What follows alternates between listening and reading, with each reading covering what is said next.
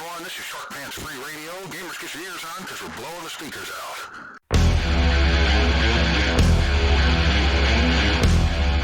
Grimdark Live. It is time for Grimdark Live. This show is for the nerds, the outcasts, the weirdos. And for short pants gamers? No, not you. Ah, crap. Get ready, all you Grimdark goons, for dice, dragons, demons, and a dwarf. Only right here on Grimdark Live.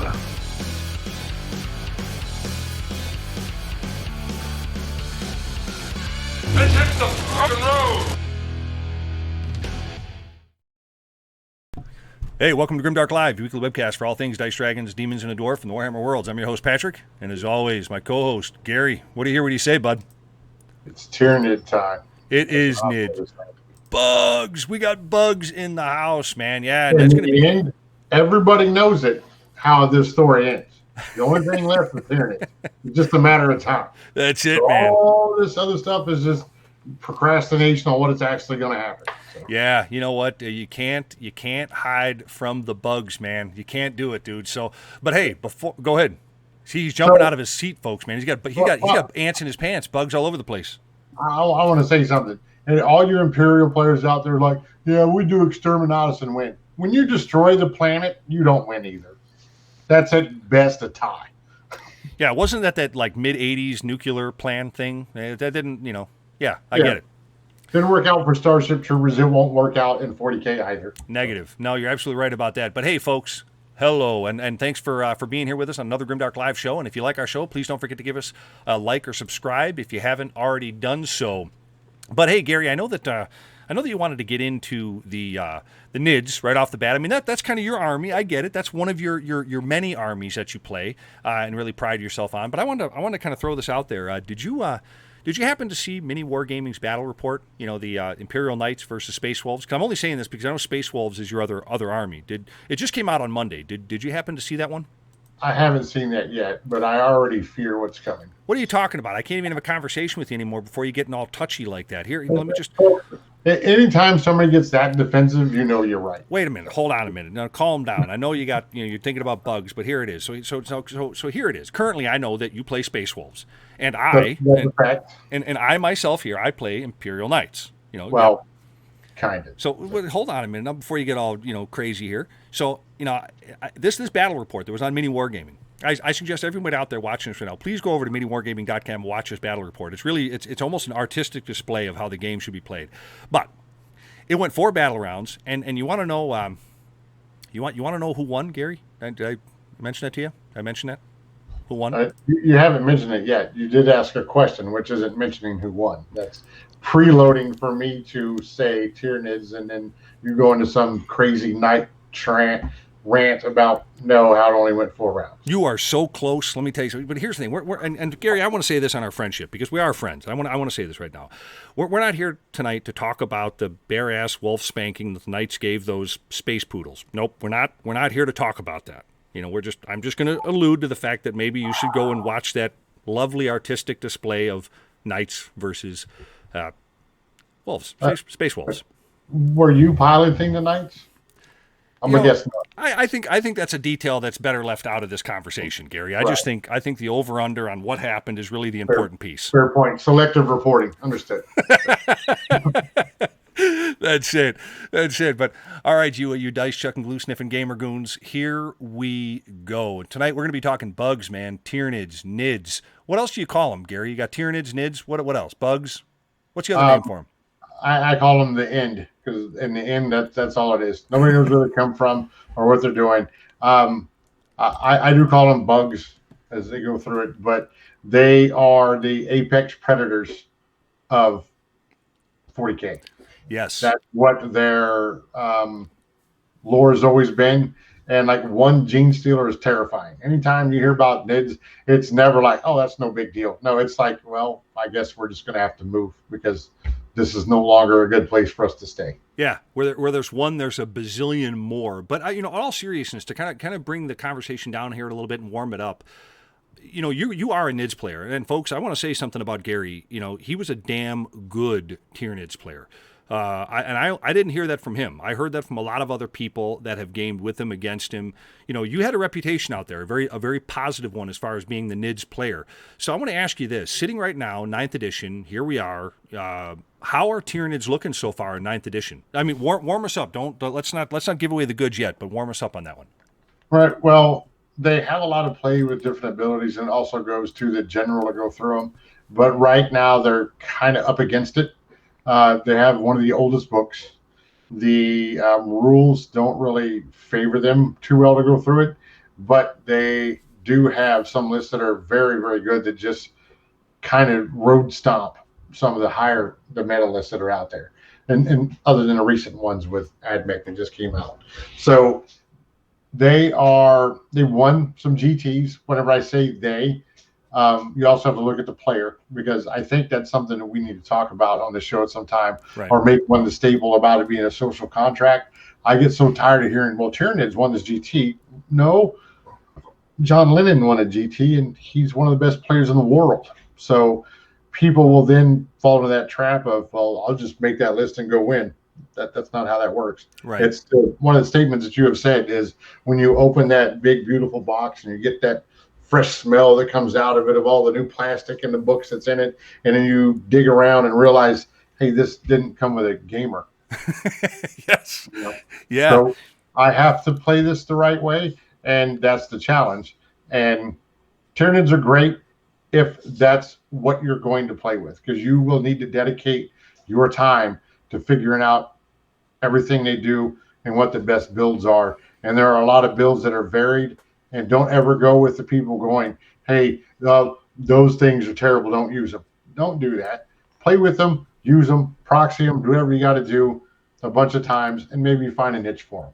Because there's many times that Tyranid list is won, and people were like, well, they got lucky. Well, that's because you don't want to say you were wrong on that army and list being good. Right. So back to your original question, how they're faring in 9th, I think they're faring okay. They're the middle of the road that's sitting down there, and if you dedicate to it, you can bring them up above that road. My idea of up above the road is you're going 4-1 at a GT. Okay. That means you are in contention, but at the end of the day, you run into somebody with your play skills are here, but your list is here because of your book, and theirs is here. Yeah, you can see the outcome where you usually wind up at, because you can play everything perfectly and still lose. Do you think a lot of it has to do with the fact that they're playing with an 8th edition book? Oh, 100%. Okay. 100%. That's the fact they're playing with the 8th edition book. Okay. To go through it, because there's essentially 2 builds right now that are meta-wise that if you're going to go through it, and that is you take 350 bodies and you swarm the board, and you pretty much only playing the movement phase. Or you take 3 big, huge monsters called Demicarons, and you just jump over and kill stuff. Yeah. That's the 2 receptive ones that go on there. So. And we're going to get into definitely the list builds and more into where they stand here as presently 9th edition 40K. But all right, I want to kind of tie something together, and I'm going to kind of use a little bit of my neophyte knowledge here for this. But as I seem to recall, going back to 8th edition, Gary, was some real improvements with the Tyranids. And I think one of them came up. I think it was 8th edition that introduced the. And I only remember this from playing my Knights, was the rule of 3. I think that was a product of 8th edition.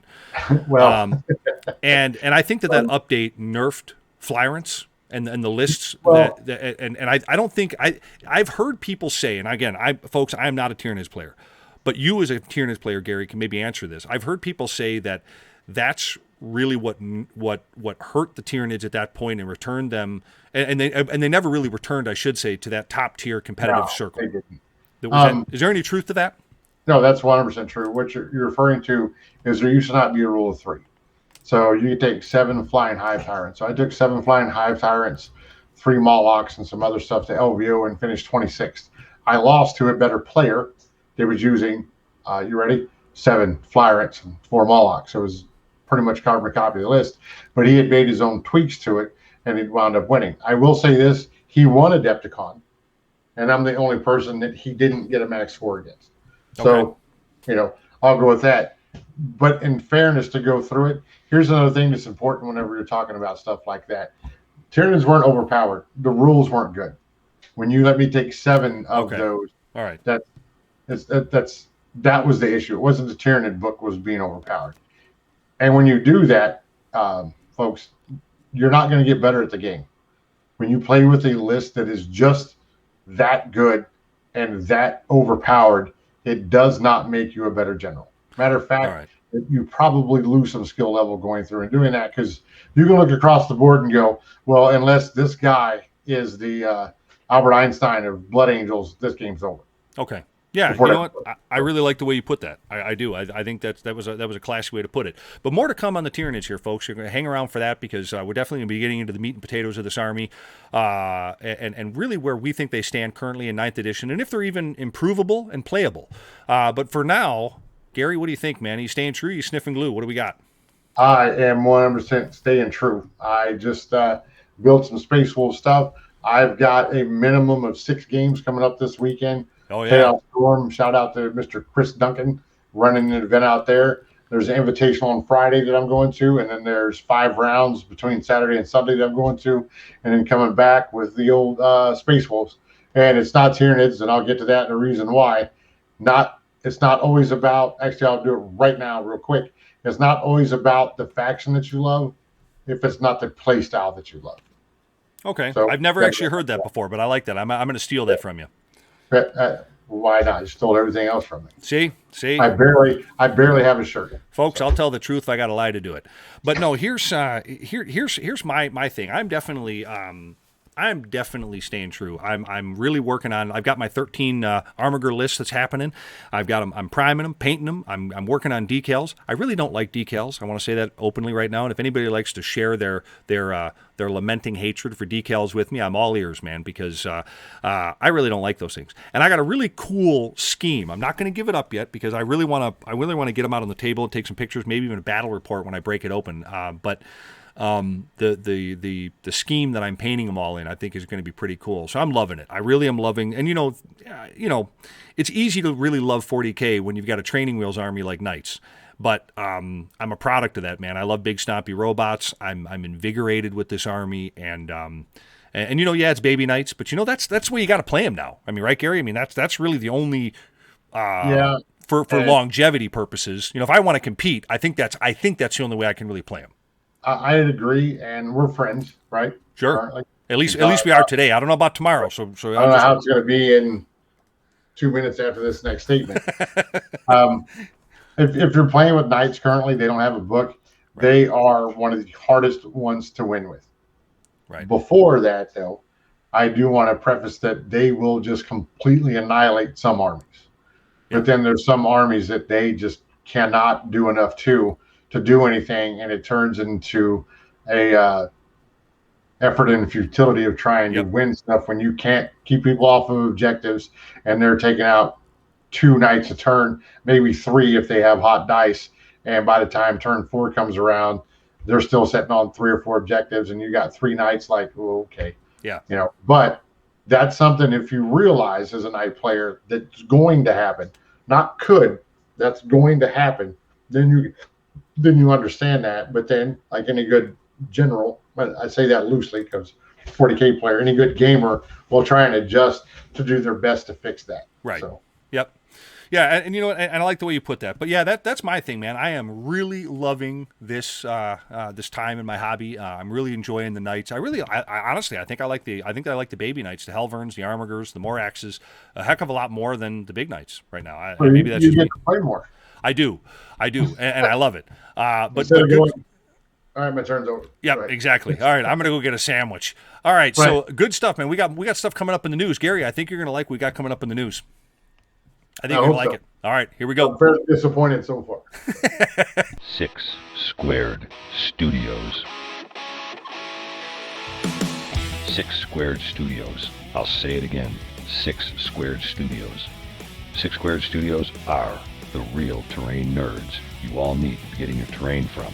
Get your commercial laser-cut MDF bases, silicone molds for resin prints, game and hobby accessories like 15 to 28 millimeter terrain, 15 to 28 millimeter figures, and 15 to 28 millimeter vehicles, and a lot more.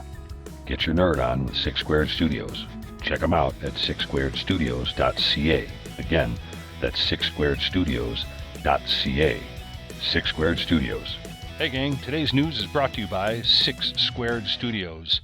Yep, an awesome company for all your gaming and hobby needs. 6 Squared Studios. I'll say it again, 6 Squared Studios. So get your nerd on with 6 Squared Studios. Check them out at sixsquaredstudios.ca. Again, that's 6-squaredstudios.ca. 6 Squared Studios, where tabletop terrain is made by gamers for gamers. Just like their saying goes, gaming accessories made by gamers for gamers. 6 Squared Studios. 6 Squared Studios. Tabletop terrain by expert nerds for exceptional nerds. All right, as I was saying before we went for the break for the commercial before the news, Gary, I think you're going to like this news topic that we got coming up here because this is kind of right up your alley, man. This has to do with a Castellan crow. Are you familiar with that, dude? I am, and out of everybody that needs a rework, he's the one. Yeah, well, he's getting it, man. He's getting it. And apparently, this guy is he leads the Purifier Order of the Grey Knights, right? I mean, is there any other kind of Grey Knight than a damn Purifier? I mean, doesn't that sum up everybody? I'm kidding. Oh, no. I'm joking around. He's not joking. He doesn't know. But but apparently, this model comes with I guess there's going to be a bigger scale. I think they were talking about something with an increased size. I don't think it's going to be quite Primaris sized, but no. I think it's going to be larger if that's a good way to put it. What do you know about this guy? It has a little bit more, let's say, girth. Joe, I have no idea. No, more like the base. Instead of just being a dude that's on the base, he's got like a little diorama that goes with him or whatnot. Oh, okay. But so no, he wields this Blade of Anwar, and it's nobody really knows what it is, other than it's like the belief is that it is possessed by a demon, and he is the only one that can control it. So I don't know how much you are up on the Grey Knights, but they are supposedly incorruptible. Demons can't do anything to them. Right. I remember you saying that. Yeah, I remember that's the lore. They can actually go into the warp, all that kind of stuff. And his weapon is like the haunted sword whenever it comes back. And GW did a very good way of saying this because he is the only one's allowed to carry a demonic blade to battle. But currently, his blade does nothing. Okay. In the current setup. And so when you're reading it and you're going through it, you're like, oh man, this guy's going to be awesome. It's going to be so cool to have him on here. And he's going to tear up demons with his weapon when it goes through it. And yeah, that's not really how that works. Okay. Because the weapon is called the Black Blade of Antuar, right? Right. You ready? Yeah. So brace yourself for these stats. Here we go. Let's hear it. It's a melee weapon. Mm-hmm. Strength user, so strength 4, AP 0, damage 1. Okay, so it's like getting hit by my sister's kids. I don't get it. It's like punching somebody in your fist, right? That's just what it does. And I'm like, how in the world? Now, he's this master swordsman, and he is the leader of the Purifiers, all of this kind of stuff, but that weapon is just trash. Yeah, I mean, I got to be honest with you. That blatantly sucks. Like, okay, so what's the big deal with this guy? I don't get it. But what he is, there isn't really a big deal, is there?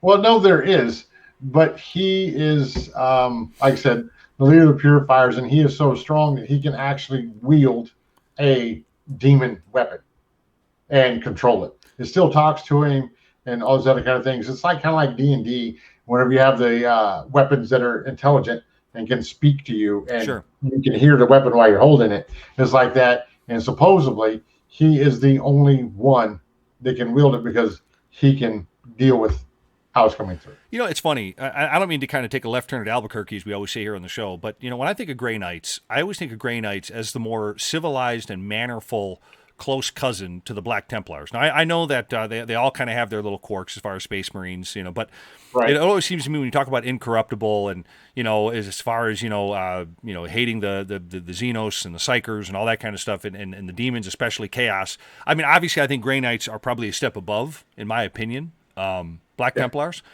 But it always seems to me that the army, that they both have that very strong similarity towards being incorruptible. I guess in the fact that if a Black Templar is incorruptible, they off him on sight, they kill him right away, and Pretty it just much. seems like Grey Knights don't have to do that because there's no chance.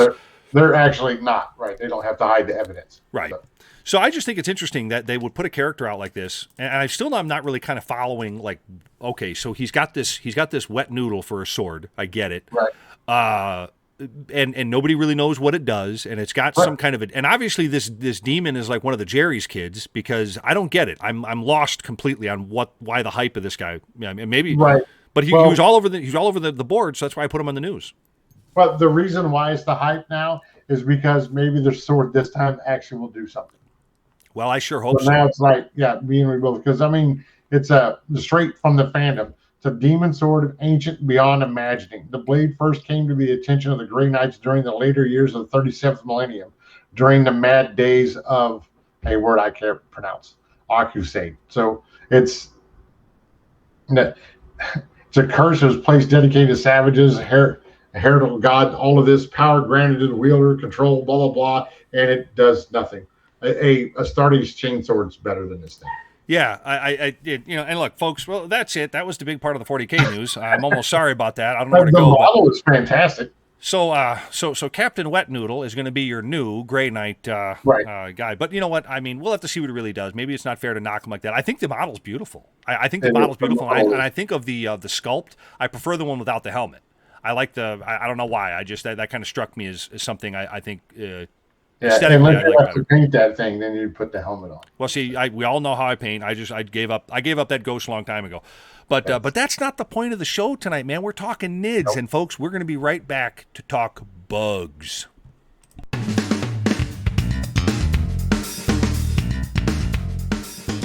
A public service announcement brought to you by Frag Factory 3D Printing. Many of us have thousands of dollars in miniatures, yet we play on flat tables with books and overturned Tupperware to act as our fantasy and sci-fi landscapes. We've all drooled over the tables we see in magazines lush with beautifully created terrain from all genres. The crew at Frag Factory 3D Printing want to wipe that drool from your chin and put it firmly on your friends and fellow gamers when they see your setup. Alien landscapes, desert wastelands, futuristic cities, fantasy outposts, elven forests, demonic stronghold, and so much more. Find out what you've been missing by checking us out on Facebook at Frag Factory 3D Printing, or send us an email at fragfactory3dprinting@gmail.com. Bring your own files, or we will help you find what you've been searching for. Take your gaming to the next level with Frag Factory 3D Printing. We print life into your games. Tell them Grimdark Live sent you, and your first hour of printing is free. Hey gang, in all seriousness, get your terrain on the table and get it with Frag Factory 3D Printing. And remember, tell them Grimdark Live sent you, and they'll give you 1 hour free. You can get them via email at fragfactory3dprinting@gmail.com or their Facebook page, Frag Factory 3D Printing. Frag Factory 3D Printing. Printing life into your games. Now, back to the show. Get the raid, man. We are definitely talking bugs tonight on the show.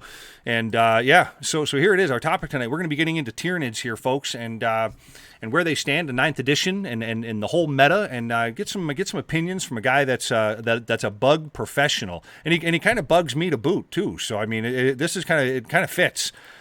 So Gary, that all sounds like success. That's right. You got to maximize on your success. So, Gary, let's get into this. I mean, let me open up with this. In terms of raw points, overall, the Tyranids, I think playability, I think as we said in the top of the game, they kind of came out they're still fairly upper mid-tier. Is that kind of what I'm hearing? They're, once again, based on the general and the build you go with, they can be up into B tier, but there's some things that they just cannot compete with. Okay. So let's try to start up before we really kind of get into the, peeling back the onion layers on this army. And I know there's a lot that you've got to say about this army, but what's the phrase you always reference them as? The hive mind. So how do they sit pretty well? I think that if you're saying B, that sounds pretty good to me. Well, what B means is they can compete with the armies that are in A tier, but not with the ones that are in S. Okay, so you're looking at it from overall power and competitiveness, right? Yeah, that's how I'm looking at it to go through it. Now, if you're picking up them, and I'll do this for briefly, Sure. we try to be a show that touches not just competitive wise, but if you're doing narrative or whatnot, they're awesome to play. There's not really anything that happens in 40K lore where Tyranids aren't involved somewhere. Okay. So, they're there. They don't know where they came from. They're terrifying. They're great to play with, and they have some of the best models in the line, and it's not even close. Okay. So Yeah.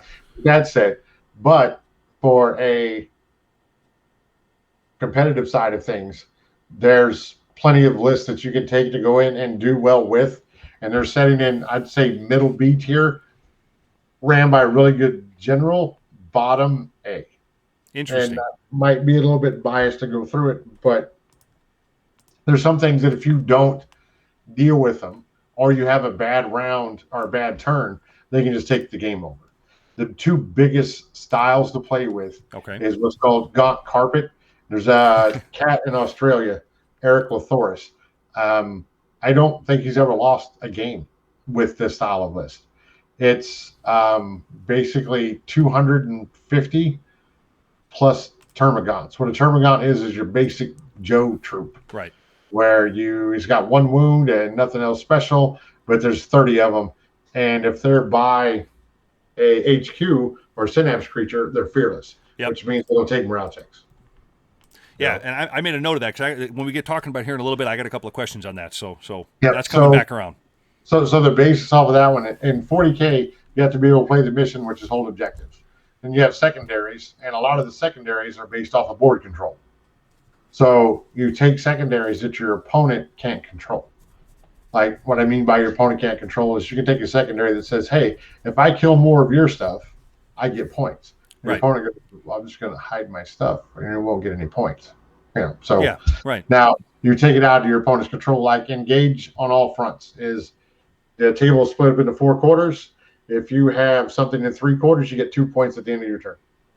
So you take that, because Tyranids are going to be everywhere. And you just take, hey, here's 30 fearless bodies, and you send them up, you set on objectives. They have to kill those. Because if not, then they're going to go touch everything. You're not going to be able to shoot anything. Right. So you just send wave after wave to go in. And that's very Tyranid style type of play, is there's always more where that came from. Yeah. And if you're a good movement and defensive player, the list is painfully annoying to try and beat. Okay. Because the synergies that go off with it, you can make all of these -1 to hit when you shoot at them from a unit. You can take High Fleet Leviathan, which means all of them have a 6-up feel no pain. Most of the time, they're not going to get a save at all, but now they're going to get a 6, and they're going to be fearless.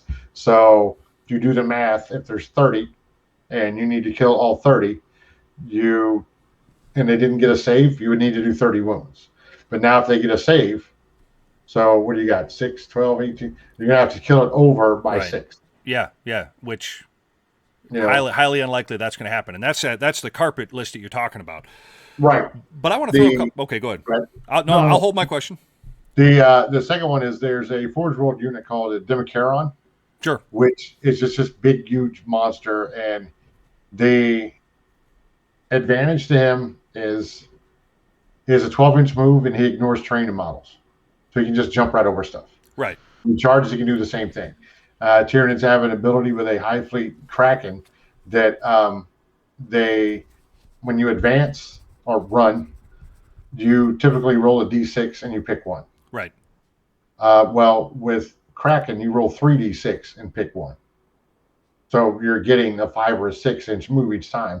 So now this idiot's going 17 inches, and there's a psychic power onslaught that lets you charge after you've advanced. Okay, yeah.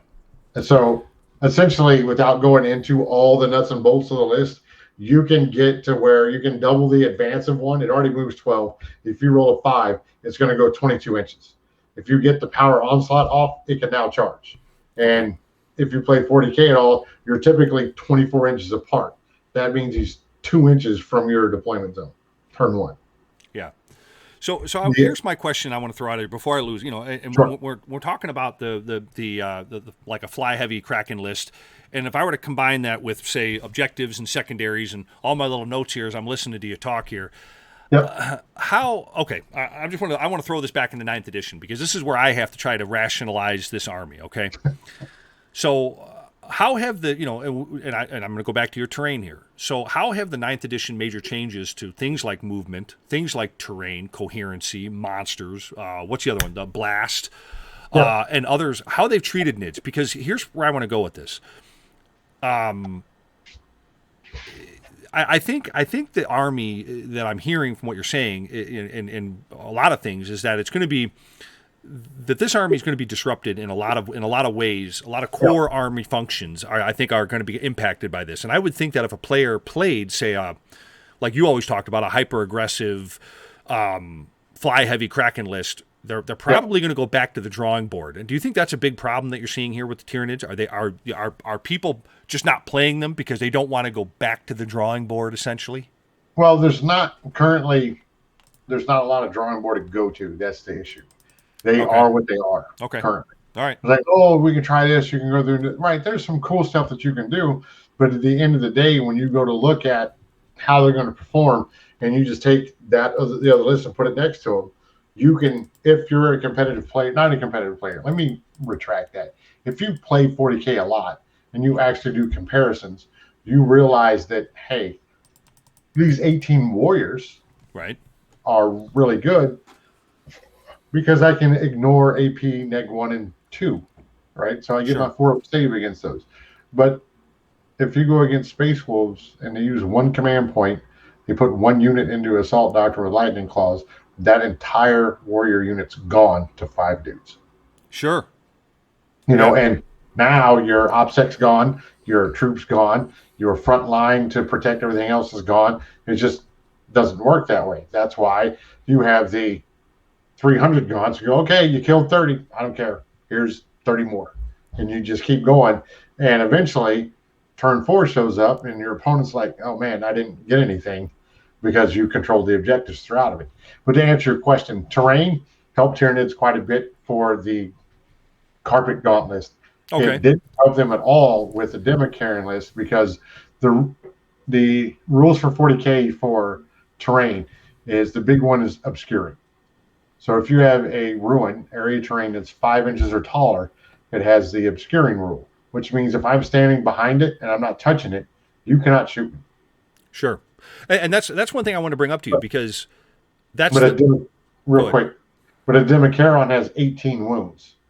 So it does not benefit from the obscuring rule. Okay. So as long as you can see it, you can shoot it. So what I'm hearing is dense terrain, right? That NIDS players are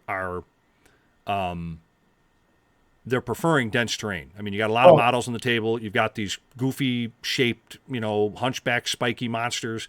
Yeah. And I think now with some of the changes in the game, if you draw a line from line of sight, right, just like in the other game, base to base instead of say the whole model, I think it's much easier to hide those models. I think that's a big benefit to Tyranid players, right? Yeah, because it is. And Games Workshop put out, it's like, hey, the terrain needs to be very dense for this edition. And a lot of this isn't bagging on TOs because I get how hard it is to get terrain up to par. Yeah. Is a lot of armies, Tyranids being one of those, you really, unless you're just have fun playing them when you're going to an event, and once again, somebody takes them and wins with them, good on you. But I almost promise you that event had very good terrain, because if you're on not very good terrain to keep it in the rating zone on the wording that I would have for terrain, you're just not going to do well. Like AdMech's the current top of the list. Right. If you have crap terrain and AdMech goes first and you're Tyranids, you're losing half of your army turn one. Being that they're more close combat oriented army, they're going to get their ass shot off the table. Right. And AdMech is ridiculous at that. And I'm glad you said that. You would think that they're more close combat oriented because they were called the Apex Predators. Right. I heard that, and I went, I like close combat. I love the models, and then I bought them, and I went, these things are trash in close combat. All right, I do remember something that I wrote down before I forget the term that I want to talk to you about. You wrote down. I thought you typed everything. Oh no, not me, man. I like my left-handed chicken scratch. It's kind of like Egyptian hieroglyphics. So here's what I want to say. I've got a question about this thing that I read about in their book. And folks, I apologize. I'm getting up to speed with 40K. Someday I'm going to be the greatest around. But digestive denial. Now this one caught my eye because I have a question about this digestive denial. So if I recall right, this is where they can eat both heavy cover and other types of cover. Does this mean the Tyranids can destroy terrain? Do they have that ability? Okay. No, they can't destroy terrain. What that is, it's a 2 CP stratagem. Then before the game begins, you can pick a piece of terrain on the table, and units don't benefit from the light cover rule. Okay. So light cover being in almost all area terrain pieces that are ruins, you get +1 to your armor save. I can take a digestive denial and say that piece of terrain doesn't provide the benefits of cover, which can be very good if you're doing shooting Tyranids. Because now they got a lot of blast weapons, right? I mean, Tyranids are pretty stocked with those things, venom cannons and all that kind of stuff. They do, but the frame you put them on don't survive long enough for you to utilize them to be efficient. Really? Because I thought blast weapons were kind of the, they work pretty good on my rapid fire battle cannons do fairly well on the knights. I mean, I would think that the heavy venom cannons I think they're going to be a lot more dangerous against units of say six or more. Right. Well, a heavy venom cannon would then go to maximum of 3 shots because it's D3 shots. Sure. So you wouldn't roll; it would just be 3 if it's 6 or more. Right. But you don't run into that very much because a lot of people MSU it and their units are 5 or less. So now you're rolling. So that's how they counteract the blast then. Okay. Yeah. All right. And now Tyranids get vastly affected by blast. If you have 30 guys and you're getting shot by plasma interceptors, that's 6 shots per interceptor, and there's usually 5 in a unit. Okay. 5 dudes, 6 shots apiece, going in and just decimating a 30-man squad. That's where the issue comes in with blast. But to begin this conversation, we talked about terrain. If I can hide stuff, yeah, right. And then leapfrog to where it needs to be, because not every war in 40K was fought on Planet Bowling Ball, and not every war was fought in inner city ruins. I get it. Sure. But it's competitive-wise, my opinion, and this has kind of been resounded from the events that we ran on Armed Forces Day, is that for 40K, terrain needs to be symmetrical and not benefit any person more than the other one based off of the terrain itself. It should be benefited based on the list that you bring. Mm-hmm. So terrain in 40K with Tyranids, infantry, models with fly, all those do really well because you can move through the terrain freely. Monsters cannot. So a monster has to go around it. Okay, well. So that slows them down. But there's a couple of good shooting units for Tyranids, Hive Guard being one of them, because one of the most powerful things in 40K is called LOS shooting, where I don't need line of sight. I can sit behind the wall and shoot you with like magic bullets. Sure. Hive Guard have that, and they're good. But, once again, they can be mitigated. Dense cover makes them -1 to hit, so now they hit on 4s. 12 shots hit on 4s, you're averaging 6 hits. Right. So, you're already diminished there as you go through it. And any other monster, you have to see what you're shooting at, and you may kill it, but then the next turn, your monster's probably dead. I look at building a list to where, will this unit be able to perform its function more than just one time? Sure. Well, of course, and you should be building every list that way. But I want to kind of peel it back here a little bit because I want to get into the units because I think there's a lot of good. What I've noticed about the Tyranids, and I want to get into this too much, is that their units are either really good or really poor. I don't think there's an okay Tyranid unit that I've come across in my thing. But I want to see how they react. So I want to kind of peel it back here a little bit. The way that my mind works as far as when I'm looking at an army and a list is how are they going to react when it's crunch time? So what I'm getting at is how does the morale phase, when you get into that, does it treat the bugs pretty good? I mean, are we looking at them? Yeah, Tyranids, if you're built correct, they don't care about the morale phase. You're never taking a morale test. Yeah, I heard somebody say one time that there's like a 20% chance to automatically pass You know, and even if you fail, I guess you're likely, you know, to lose very little of that unit to the morale phase. If you have to take a morale test, the way it would work is you roll 6-sided dice, Right. and then however many models you lost, you add to it, and you compare that to the leadership. If that roll is higher, then one model runs away. Right. Then you pick up dice for the remaining models in a unit. If that unit is under 50%, every roll of a 1 or a 2 is another model that runs away. If that unit is still over 50%, it's just a roll of a 1, models run away. But the vast majority of Tyranid units outside of the troops and some of the elites have what's called synapse. So if you're within a foot or 18 inches of a synapse creature, you don't even take morale checks. Okay, so let me throw this out there of why I asked, and I'm if my memory's a little off on this, you know, let me know. But I'm going back to 8th edition because that's technically when I really started to kind of get warmed up to 40K and really started to play. So a lot of units back then got caught. I'm talking about Tyranids, and I remember specifically one time you and I played a really brief game with my knights and your nids, and it was at another store. Oh, yes. And I seem to recall that if you were explaining to me something about synapse and that your units, if they're not within that bubble, they could take losses pretty quickly. They pretty much evaporated, and that was one of the biggest things you were talking about as far as cohesion, and that was a big gripe of yours at that time. Yep. And so, have they kind of recovered from that 9th edition? Well, they have, but it all depends on the builds you go through. One of the ones that I did for a long time, they have some really, really good units. The morale phase and the cohesion of it, as long as you keep your synapse creatures alive, you're fine. If something goes out to venture on their own, they're probably screwed. Sure. You know, because they suffer from things called instinctive behavior. So if you're not within synapse range and you shoot at something that's not the closest target, you get a -1 to hit. If you are not in synapse range and you charge something, you have to charge the closest unit. Okay. All right. So they're very animalistic. I get it. Right. But you're rarely going to run into that because people build it to where they have synapse pretty much everywhere. They got a lot of overlap. And you know, here's the thing. I didn't mean to kind of take us on an offshoot there because I think it's safe to say that most of the other 9th edition core rules changes and things like that have really kind of impacted every army in the game. Right. So with that said, you know, Blast and the coherency rule is the biggest things that affect the Tyranids for what they did. Okay. Because units of 30 don't like blast, and if you have a 30-man unit or anything that's over 6, they have to be within 2 inches of 2 other models. Yep.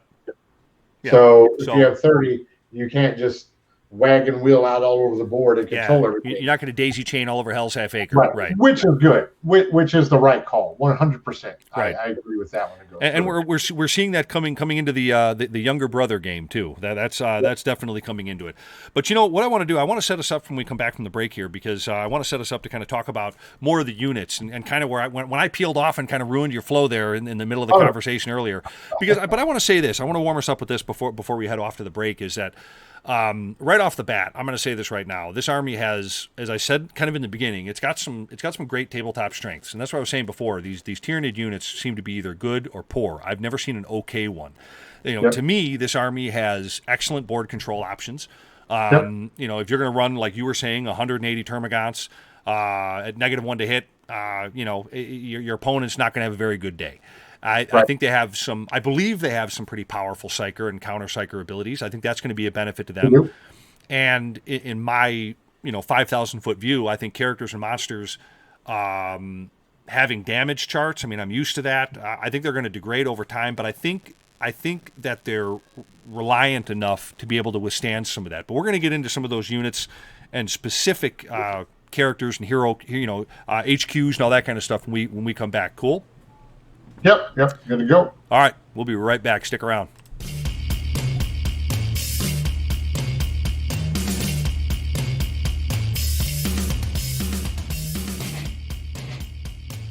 Hey, gang. I wanted to take a break in today's show to introduce one of our sponsors and a great store for all of your hobby needs. That's GameStorm Gaming in Lamont, Illinois. Open 7 days a week, 12 to 12. GameStorm Gaming has got you covered for all of your hobby and gaming needs. They got Magic the Gathering, War Machine, X-Wing, Game of Thrones, Force of Will card game, PC gaming and repair, Warhammer 40K, and Age of Sigmar, and a ton more. Grab paints, brushes, cases, dice, and a lot more at GameStorm Gaming in Lamont, Illinois. Stop in and see John and the gang there at GameStorm Gaming, located at 1243 State Street, Lamont, Illinois, or check them out on their website at GameStormGaming.com. Again, that's www.GameStormGaming.com. They also stay open past midnight for special cases and events. So get over there and get your nerd on with GameStorm Gaming, 1243 State Street, Lamont, Illinois, 630-243-9330. Again, that's GameStorm Gaming, 1243 State Street, Lamont, Illinois. GameStorm Gaming is a proud sponsor of Grimdark Live. We hope to see you there.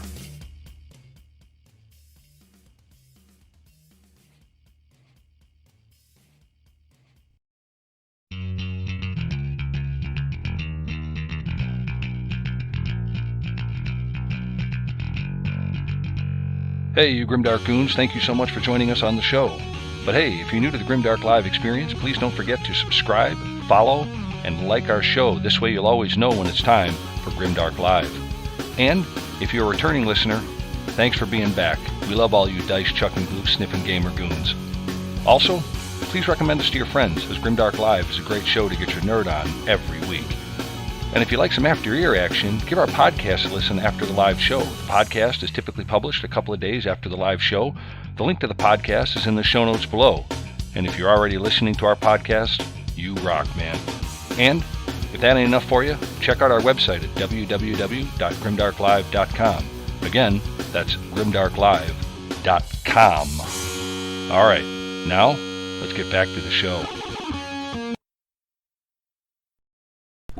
Bugs, we are continuing that talk here, man, and I think we really left off the conversation in a good spot before, because, to me, in my 2 cents in a tin can here, when we talk about NIDs and we talk about that, we really got to start getting into their units. And right off the top of my head, I want to kind of start. Let's start with the HQ, right? And I wrote a note here because I do want to talk about some of their fast attack stuff here, which I think is a little ironic in this army. But that's down the road. Hive Tyrants. I mean, let's get right with the with the big boys. I mean, I think they did pretty well between the transition from 8th and 9th, as I've seemed to see on the boards and kind of read about. I think they got a points increase. I think I overheard some folks complaining about that. But what's your 5,000-foot view on the Hive Tyrants?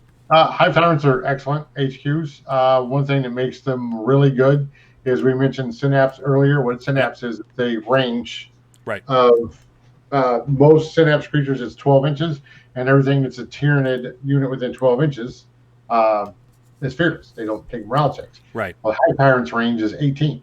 So they're really good at being what they are. They're the tyrant of the army. Yeah. They did go up in points, and they went down in points, and they went down in points again. And both versions, right? The walking and the winged one, right? Yep. Yeah. They are very usable, but they are no longer the big bully that they were when you could take 7 of them. I just remembered a question. Go ahead. So, with the points increases and things like that, and if I remember right, there was a change to the fallback. Does the change to that fallback rule, does that impact their usefulness or no? I mean, am I making too much out of nothing? No, not really for the Hive Tyrant. Okay. Not really, because they fly. Well, sure. So the fullback one really doesn't bother them too much. Well, in other words, what you're saying is this could be where the walking Hive Tyrants could kind of go the way of the dodo, right? Yeah, well, the walking Hive Tyrants, they have their places too, because they're not that expensive and they shoot pretty well. Okay. So you can get the Hive Tyrants like the Venom Cannon and other shooting and still walk around, and they still move. Okay. Yeah. Pretty well. So. Yeah, you put a Venom Cannon on that thing. Now you're going after elites and tanks, and you're kind of a hunter out there. I get it. All right, cool. Yep. So but still, the best way to run them is there's no incorrect way, but I think the best way to run them is still to give them wings, even though the model is like this wide. So it's with good terrain. Yeah, I'm kidding you not. It's a foot wide with his wingspan. I love it. So to try and hide them, you got to like finagle them and turn them so they can't get shot at. Sure. Because they still do move 16 inches and can charge, and they're okay. Let me rephrase. They're good in combat against hard targets. They're terrible against larger units because they only have 4 attacks. Okay. All right. So they're not killing 10 Marines, which is ridiculous, and that needs to change. So they're good to go out because you can beef them up to where they do some serious damage in close combat, and you can go out and charge that key model, that key one piece, or go harass an objective. And they're not the easiest things to kill. People have to put some work into it, but they're good at what's the word I'm looking for a scalpel, not a broadsword. Okay. There's All specific things they need to go after, and it's not 7 Terminators. It's not 30 boys. It's I need to go after the war boss. I need to go after the HQ, or I need to go over here and get these 5 scouts off of the objective. Those kind of things is what the Hive Tyrant's for.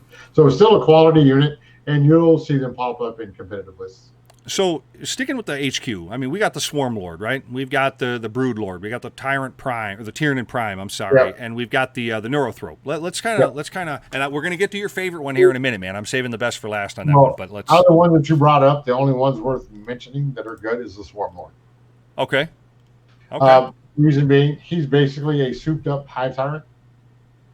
He moves 9 inches. He has the 18-inch. Okay. Synapse range. Blah blah blah. But he has one of the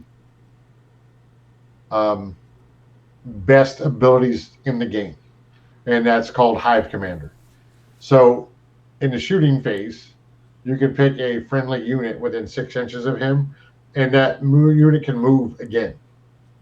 Okay. So, and Tyranids are incredibly fast. Like a flying Hive Tyrant moves 16 inches. So, and the Swarm Lord moves 9. So if you advance the Swarm Lord, put him behind terrains where he can't get shot at, he's within 6 inches of that Flyrant. You're going to have that Flyrant move again. So he just went 32 inches and can charge. Yeah. Yeah, that's that's ballistic moving. But here's one thing. When you brought up that commander role, there was something that I read, I think it was on Reddit or one of the boards, some NIDS players talking about this Supreme Commander keyword thing. And they really want to see this brought into 9th edition, and they're referring to him as Old Swarmy. Is this going to be a huge benefit if this happens to him? No, it won't happen to anything in the Tyranids, I don't believe, because it doesn't fit like the lore for Tyranids. Okay. Because there's no really a named characters in a Tyranids was named by its enemies. Oh, I see. Oh, yeah, right. Okay, that makes sense. Yeah, it's not like otherwise, that makes sense. Or anything like that. So sure. If they do that to him, they better make him terrifying. Oh well, I mean, something tells me that Tyranids need to be feared again. I get the idea that their reputation has kind of fallen off a little bit in the community, and I hope that they get back to their scary place. But before, let me say this: before we get to your guy, your big beastie. To me, Gary, I think most of the HQ are pretty useful, pretty solid, pretty even great if you want to get to that point. And I think it'd be nice to just what am I trying to say here? Have their own type of detachment, have their own type of, I think they compete for a lot of slots. At least that's what I'm reading and seeing. I think a lot of people are kind of playing like hero juggling that we talk about a lot. Right. Well, you see the staples that go into Tyranids, which is Neurothrope, Swarm Lord, and usually a Hive Tyrant of some sort, or a Brood Lord. You don't really see Tervigons that much. You don't see Tyranid Primes that much. Malanthropes you do if it's based off of a shooting army. But the 3 major ones is the Hive Tyrant, Brood Lord, Swarm Lord. Okay. Those are kind of the staples. Brood Lord's infantry, he beefs up Gene Stealers, and he can cast Psychics. Neurothrope can cast Psychics with good efficiency, and Swarm Lord is just, he does what he does. He's a catalyst to the rest of the army that you kind of have to take. Okay. So here it is, man. Drum roll. We got old One Eye, man. This is your guy right here. So he took a points increase from what I understand, but I mean, where is he at? How are we? Is he still getting all the love out there? But he's not. But Okay. The gaunt carpet army, the one with like 300 gaunts in it, Yeah. you have to have some sort of punch in it still to get rid of stuff. So essentially, you take your punchy units and you put them in the middle of all of those, and you slowly move them up the board. Right. So remember me just stating that Swarmlord can double move something? Yeah. So old One Eye moves 7 inches, and if you advance him and you have him in Kraken, 3d6, pick the highest. Sure. So he goes 12 inches, and if you spend a command point, you can double that. So Right. he can go 17 inches. Then if you get Onslaught off, you can move and advance him again with Swarmlord, and he can still charge. Okay. Well, that's This is a Carnifex with a name. And Knights, big targets, small targets, right. it doesn't matter. He's great against all of them because of the profiles that he has, Okay. i.e. Crushing Claws. So he's strength 7, and Crushing Claws is strength times 2. So he's strength 14, Wow. Okay. AP neg 3, and 3 damage. And it says, oh, when you attack with him, you have to subtract 1. That's fine, because whenever he charges, he gets +1, so it doesn't matter. That goes away. Okay. Okay. And when he makes a charge on a 4+, whenever he charges, takes D3 mortal wounds. He has 5 attacks, and each time that you roll a 6+ to hit, he gets additional attack. And there's a Interesting. way to get him to 5s, so he can go in and just start to tear things apart, because Crushing Claws are 3 flat damage on Okay. 5 attacks. But if you're now going against your hordes, Okay. if you will, you've got your Scything Talons, those aren't negatives to hit. It says you can reroll hit rolls of 1. The bear makes more than 1 pair of tide saws. They can make 1 additional attack. So now you're up to 6 each time it fights, and it has a Thresher Scythe to go through it. And he still gets the bonus attacks as he goes. Okay. So you can get him. Here's how that all goes together before I lose everybody. He's got an ability called Alpha Leader. Yeah, You're going right. to add 1 to the hit rolls in the fight phase for friendly Carnifex units within 6 inches of this model. He's a Carnifex. So he gets +1 to hit. Okay? Okay. So now those additional hits are coming on 5s, not 6s. It says, in addition, while there are any high fleet Carnifex with 3 inches model, enemy models cannot target it with ranged attack. So that's because he's an Alpha Leader to go Sure. through it. Right. Right. Right. Which I just came across something I want to ask you about when we get there. About. Right. And he also gets regenerates 1 root a turn.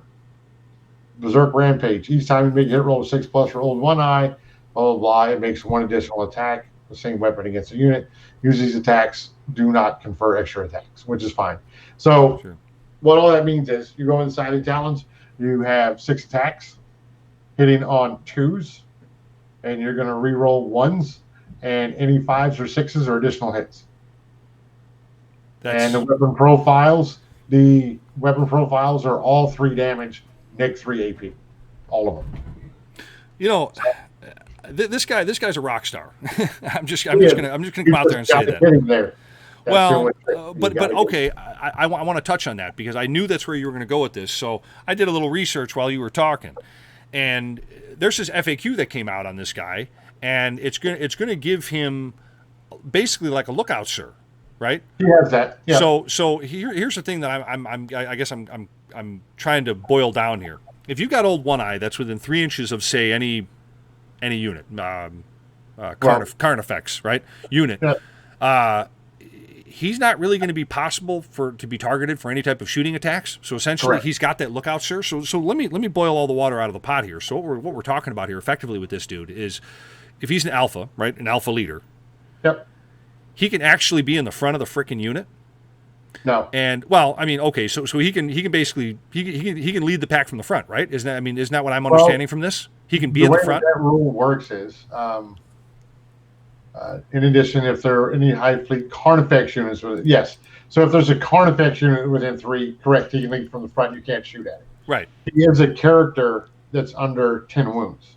So he also benefits from the lookout sort of rule, to where you can't target him if he's within 3 inches of a monster or a unit with 3 or more models in it. Okay. But the caveat to the second rule is the alpha leader only benefits if he's with other Carnifexes. The other rule, the lookouts are, if he's the closest visible unit, he can still be shot at regardless of what he's by. Okay. But this one does protect them, so they have to kill the other Carnifexes. So The issue with that, though, is the other Carnifexes are bad. here's a dumb question then, possibly a dumb question. Does this mean that One Eye is effectively immune to Overwatch if he's flanked by another Carnifex? Overwatch is different. Okay. Overwatch Okay. is, I wanted to ask that because I'm thinking to myself, if he's flanked by another Carnifex, is he effectively immune to that? you still get Overwatch. Okay. All right, I got it. Okay, I'm following you.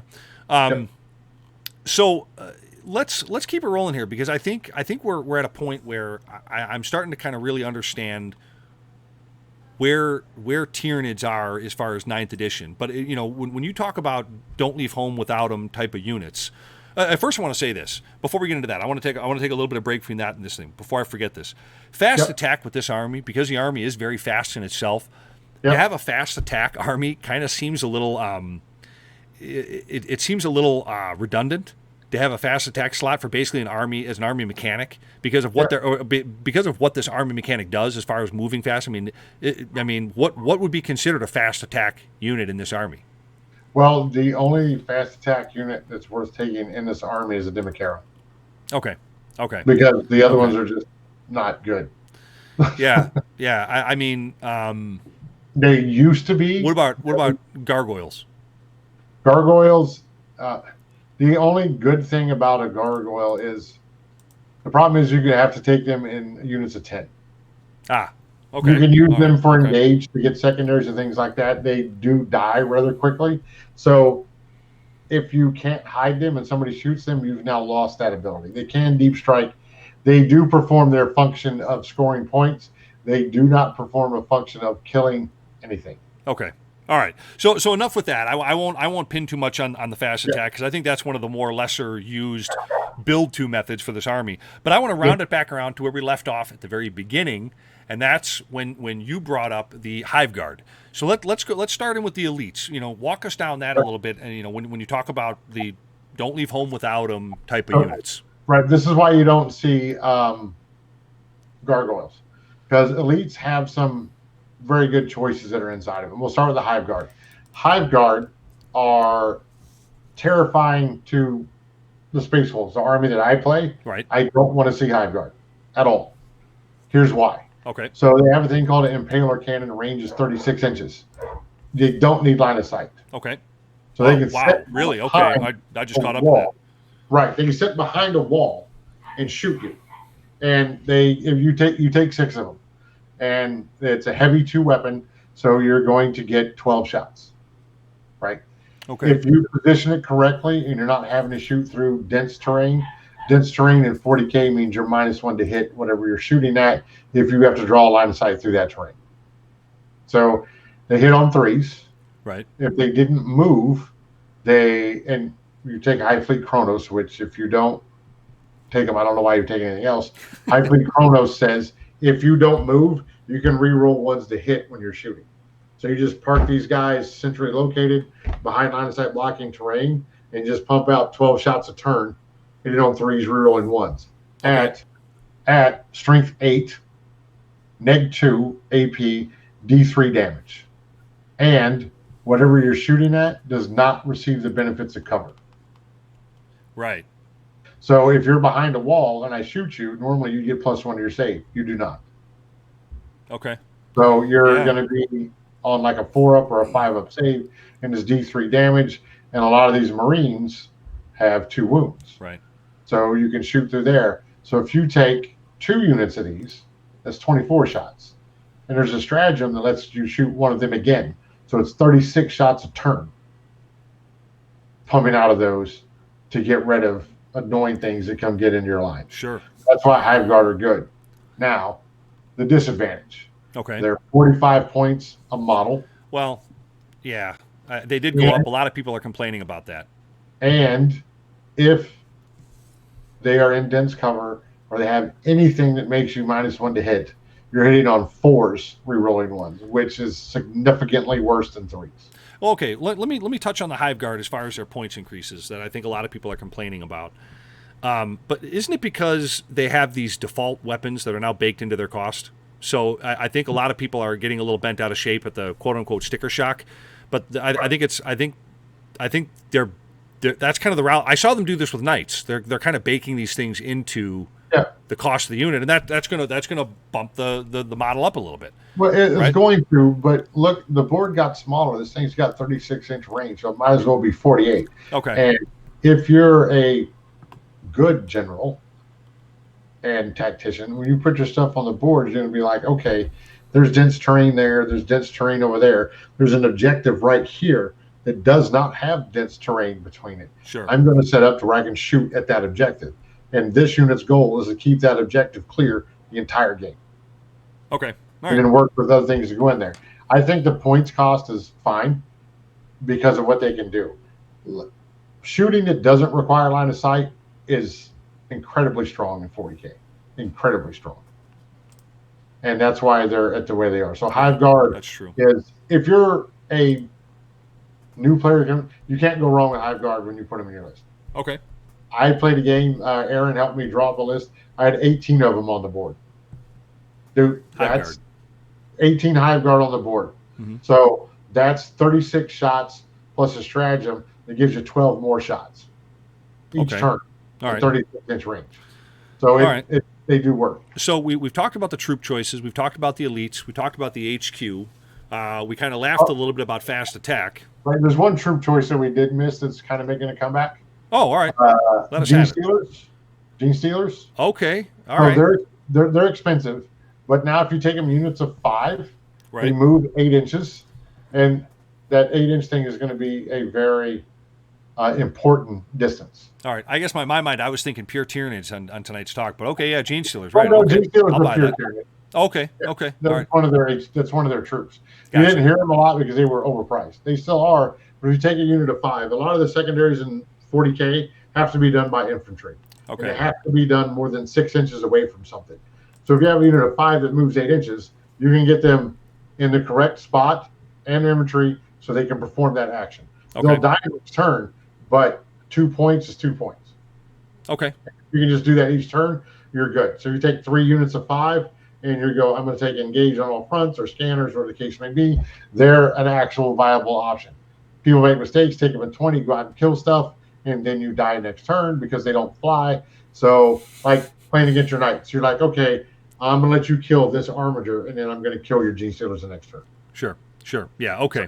So let's get into heavy support units, because I firmly believe just by the nature of this army that this is going to be a strong point for Tyranids. So I'm going to open up with this question to you: is this where NID players are going to likely be seeing the largest chunk of their points going into terms with 9th edition costs and army builds? I mean, this is where you're seeing it right here, because it would seem to me that monsters in general, all over the place, either game, 40K especially, have been seeing some hikes in their game points. And I think with a lot of the rules, like big guns never tire, I think that allows them to shoot while in engagement range. I think there's a lot of benefits here with these monsters, especially with these NIDs. But thoughts? Let's hear that. Yeah, they're heavy support. They have good options that are in there. Exocrine is very solid every time. The Trigons are nowadays. Trinifexes are very good, used situationally. The big winners were the Forge World units, the Barbed and Scythe Heraldulls, because of how tough they are to go through. So they're not hurting in heavy support. Exocrines can pick up Marines like nobody's business. And Trinifexes have acid spray that are phenomenal against stuff. You can't really charge them with a mediocre unit. And a Barbed Heraldull will sit in the back and just annihilate stuff if you take it as Chronos, because they're setting at a 2-up save. That's big. Right. In the Tyranid book, there's nothing else with 2-up saves. At toughness 8, so they're as tough as a knight. Sure. Yeah. 18 wounds, so they can be shot at. Okay, there's a disadvantage, but they're only 275 points. And they have these 2 biocannons, so it's 12 shots, strength 8, -2, 2 damage. Okay. And you make Chronos, and they hit on 3s, rerolling 1s. So you park them where you have line of fire, and then you drop some what's called a Venom Thrope unit next to them, out of where people can't shoot at them, and everything within X inches of the Venom Thrope are -1 to hit. Yeah, and the other thing too I want to throw out there, these I'm going to go back to but most of their weapons are assault type, right? So, well, especially with the big guns never tire. So, well, the big guns never tire thing is whenever somebody's around you can still shoot at them. Right. If it's a heavy weapon, you're -1 to hit. If it's an assault weapon, that's right. Else, okay, I'm corrected. Okay, right. And if it's blast, you can't use it. Got it. So, okay, but the way you keep these guys alive to make them really good is you can make them -1 to hit permanently. You take a elite choice called a Maleceptor. He's got a pretty cool stratagem for 2 command points. Everything within 6 inches at him. When your enemy shoots at that unit, their weapon strength is -1. So this barbed hair duel coming in at toughness 8 means that a las cannon is wounding him on a 4. And anything that's 8 is wounding him on 5s. So there's your durability to keep him alive. Yeah, that is some durability for sure. So here's the thing. While we're wrapping up the Tyranids talk here, Gary, I kind of want to throw this out to you. As any Tyranids player, take somebody, what advice, you being a very good Tyranids player, what advice do you have for Tyranids player right now, 9th edition? How are they going to compete and win? What advice would you give them? Figure out which play style you like. If you like movement and like chess style play, start painting a lot of gaunts. That's what I would do. And then get your support characters, make them fearless, give them some sort of save that they can get, and then learn movement. There's 2 things in 40K that you can control that your opponent really can't do much about: deployment and movement. Everything else is dice and stratagems and command point related. So if you go with the carpet one and you learn how movement, like look at every mission and go, these objectives are this far apart. These objectives are this many inches apart. So if I set up this way, I can get to all of these objectives, and then my opponent has to pick which ones to move me off of. And if they don't kill everything, it's still mine. Then the next turn, you just move forward and do that. That's a good start, but it's a tall order to collect and paint that much stuff.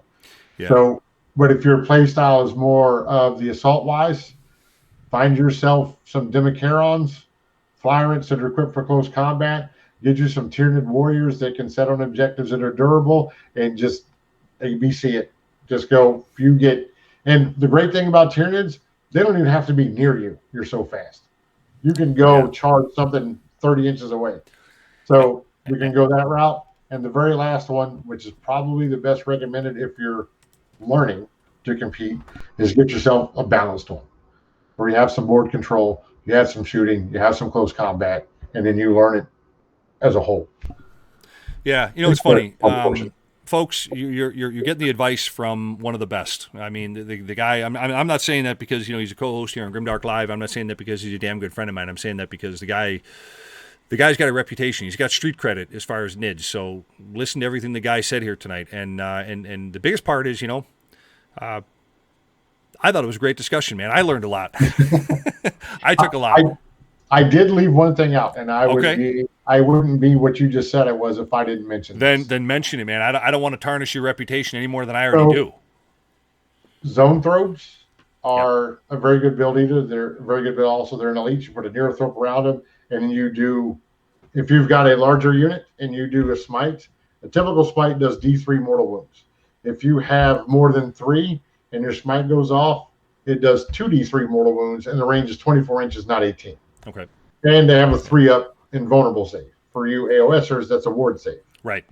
So they can't, AP doesn't affect it, and they have 3 wounds apiece. And sometimes you just don't fail invulnerable saves. And you can just move those guys forward and be a bully with them and just do mortal wounds across the board. The reason why that's good, because there's a lot of Marine plays out there and a lot of elite armies out there, and they don't like mortal wounds because they get no saves against them. They just die. Right. But they throw in one Colexus and a counter to it. It's rough. So don't forget about zone throws as a final reminder on the way out. Like it, man. So, folks, I hope you enjoyed the conversation here with the NIDS. And as we wrap up the show, man, I'm going to take the closing thoughts here on tonight's show. And if you've been kind of watching some of the past shows and some of the things we've talked about, we usually try to talk about competency in your own play style. Be your own type of gamer. And I came across an interesting video, and I really like this channel. If you guys ever get a chance to check out this channel, check out All Specs Tactics. They do a great job. They do a fantastic job. The guy's damn good. I'm gonna give kudos to that guy right off the bat. And I saw, but I think there's good and bad about videos like that. And I'm not knocking the guy, folks. I'm not. But what I'm saying is the guy is so informative and so influential that sometimes people in their minds, their frontal lobe mentality, they can misconstrue what his message was. It's a great video though. Check it out. And I saw a video on YouTube by him that was asking if Be'lakor was competitive, specifically in the 40K realm. And another video, not by this guy, but another one stating why you should build around Be'lakor. You know, and I've seen this now in 40K. I've seen it in Age of Sigmar. You know, for a while there, everything was Nagash, and I'm not going to get into that. But I think a lot of times we fall into the trap of gamers as the quick fix. We're always looking for that way to be the big winner. And sometimes we got to remember that when you take a model like Gilliman, or you take a model like Be'lakor, or you take a model like Nagash, you're playing with other people's toys. And I think that limits, in my opinion, one man's opinion here, folks, I think it diminishes your ability to be your own type of gamer. And I think that's a dangerous trap that people get into, because then I think it prematurely gives you that haste for the game, and you don't really appreciate your mistakes as a learning experience. You look at everything as a negative, and I've seen it happen.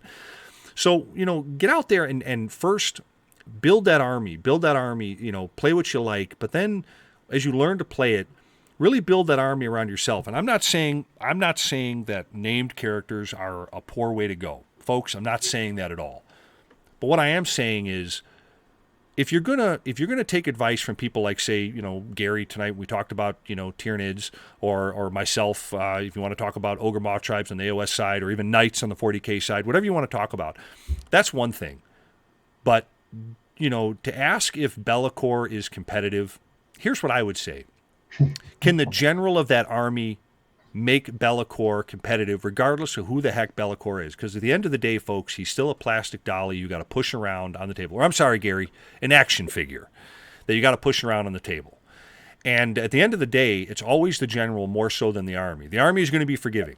But just remember that, folks. Don't ever let somebody influence you on how to build your army. Be around good players, because that's how you're going to learn. But don't automatically think that Be'lakor is going to be the end-all, be-all to all your happiness and your success. That's all I got to say. All right, be your own type of gamer. That's my 2 cents in a tin can. And that's what we do here on Grimdark Live, man. We're just we're an opinion show. We're like sitting up here with, you know, your old Uncle Pat and Uncle Gary at the bar, and we're just, you know, we're telling you old war stories over a beer, right, Gary? Yep, pretty much. That's and that's what we got, man, and that's our show. Gary, good show tonight, man. Talk about carrying the bag of bricks on this show, dude. You did a great job. That's all right, because your back's hurting from carrying those bag of bricks on the show we just had before this one. So, That's what we do, man. Well, folks, thank you so much for joining us here tonight. And don't forget to look out for more content from Grimdark Live. We got battle reports coming up for 40K. We got battle reports coming up for Age of Sigmar, and probably some other content that we're going to surprise you with. And don't forget to join us on Tuesdays for our Age of Sigmar show, and next Wednesday for another 40K show. So thank you so much for being with us, guys. Good night. Good night. Grimdark Live would like to thank you for slumming it through another show with us for all things dice, dragons, demons, and a dwarf in the Warhammer worlds.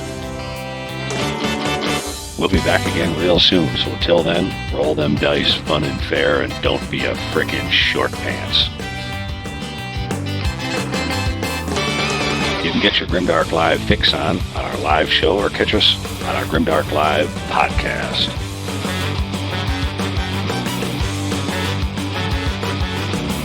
Never fear, gang. There'll be more great content from Grimdark Live coming to you each and every week.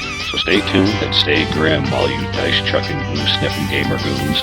You're all awesome. Looks like I picked the wrong week to stop sniffing glue.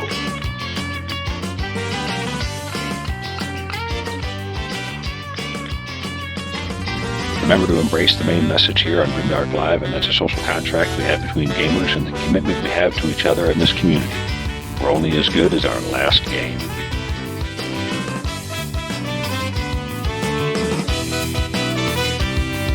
Check us out at grimdarklive.com, and don't forget to subscribe, follow, and recommend Grimdark Live to your friends. So long, Grimdark Goons. Until next time, may the dice gods bless you and your sweaty palms. Bye.